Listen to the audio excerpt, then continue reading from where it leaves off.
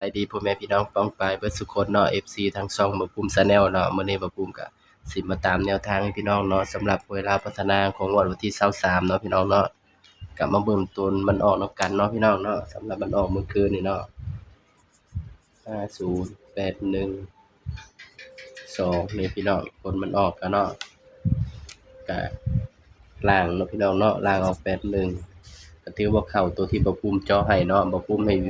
วิ่ง1เนาะพี่น้องเนาะนี่สายรูดสายวิ่งคงสิปังนี่พี่น้องนี่เพราะว่าหยังเด่นมันมานำกันเนาะนี่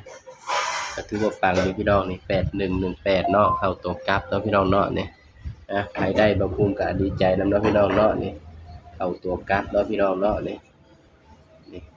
50818เนาะนี่ก็เข้าที่ตัวกลับพี่น้องก็ถือว่าปังเนาะพี่น้องเนาะสำหรับแนวทางเราพัฒนาเฮาเนาะก็ไปได้ก็ดีใจนำเนาะพี่น้องเนาะก็ไปกันต่อเนาะพี่น้องเนาะบัดนี้ของงวดวันที่25เด้อพี่น้องเด้อบัดนี้ตามกันต่อเลยพี่น้องงวดวันที่25เมษายนเนาะพี่น้องเนาะสำหรับลาวพัฒนาเฮางวดวันที่25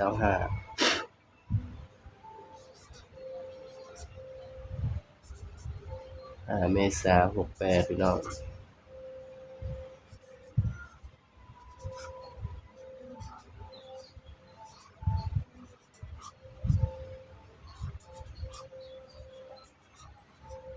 ใครได้บ่ปุ้มก็ดีใจนำเด้อพี่น้องเด้อ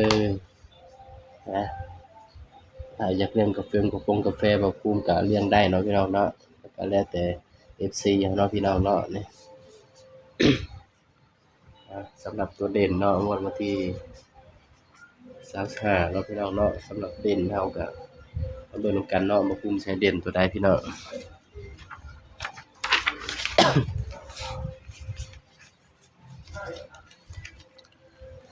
สำหรับสูตรก็ง่ายๆเด้อพี่น้องเด้อนี่ลองอย่าง50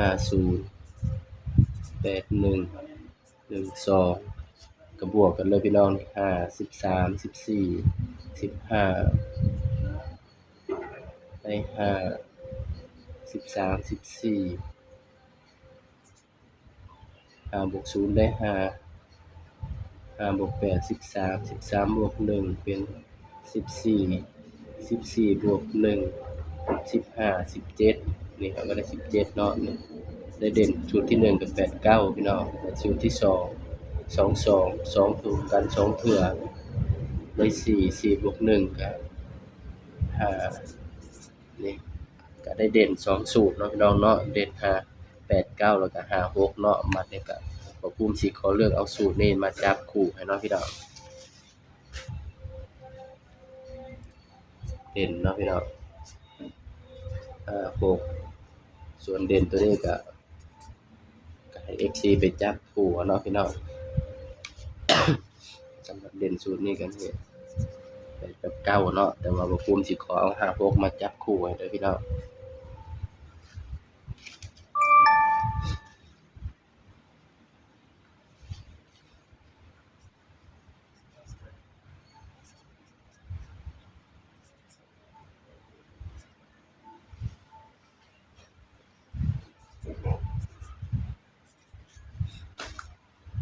นะ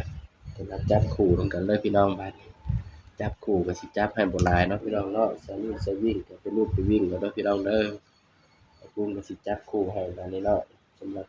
หวยลาวพัฒนาเฮาเนาะของงวดวันที่25เมษายนเนาะพี่น้องเนาะสำหรับจับคู่เนาะพี่น้อง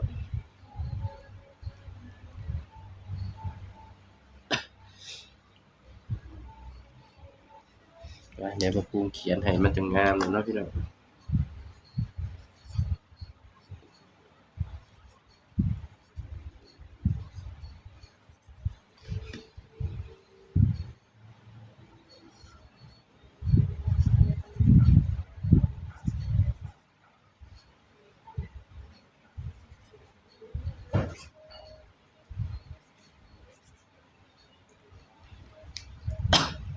นี่เนาะพี่น้องเนาะจับคู่ก็สิมีอยู่พี่น้อง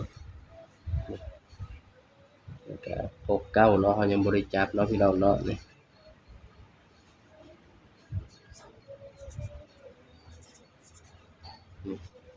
นี่ก็เป็นเพียงแนวทางเนาะสำหรับหวยลาวพัฒนาเนาะพี่น้องเนาะของงวดวันที่25เนาะพี่น้องเนาะนี่ย้ำว่าตัวเลขก็เป็นเพียงแนวทางเด้อพี่น้องเด้อเด่นให้เด่นไปที่6เนาะ6 9มีแหละบ่คุ้มคือมาจับ2เทื่อพี่น้อง6 8เด้อพี่น้องเด้อนี่เนาะสำหรับแนวทางหวยลาวพัฒนาของเนาะพี่น้องเนาะของงวดวันที่25เนาะพี่น้องเนาะนี่นะสำหรับเด่นให้เด่น5กับ6เนาะบ่คุ้มก็เลยเอามาวินกันเนาะนี่58 59 68 69เนาะพี่น้องเนาะนี่นะสำหรับคลิปนี้เนาะนี่บ่คุ้มก็ฝากพี่น้องกดไลค์กดแชร์กดติดตามบ่คุ้ม Official นี่เด้อบ่คุ้ม Channel เนาะพี่น้องเนาะบ่แม่น Official เนาะท้ายคลิปนี้เนาะบ่คุ้มก็ฝากให้พี่น้องโชคดีปังๆกันทุกคนเนาะพี่น้องเนาะก็อย่าลืมกดไลค์กดแชร์กดติดตามให้กำลังใจบ่คุ้มเด้อพี่น้องเด้อสำหรับคลิปนี้ก็ฝากพี่น้องมีเพียงส่ำนี้เนาะพี่น้องเนาะสบายดีครับ